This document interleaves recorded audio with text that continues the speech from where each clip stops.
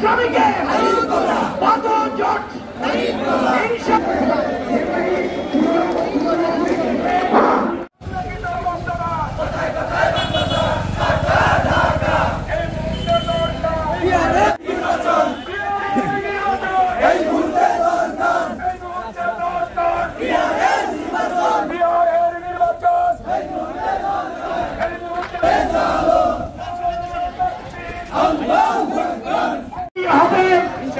ইতিমধ্যে কেউ কেউ বলেছেন পিআর পদ্ধতি আমরা বুঝি না। পিআর পদ্ধতি না হলে পরে জনগণ সুদীর্ঘকাল ধরে ব্যালট বাক্স ছিনতাইয়ের দৃশ্য দেখেছে। আমরা শুধুমাত্র নির্বাচনের প্রার্থী বাছাইয়ে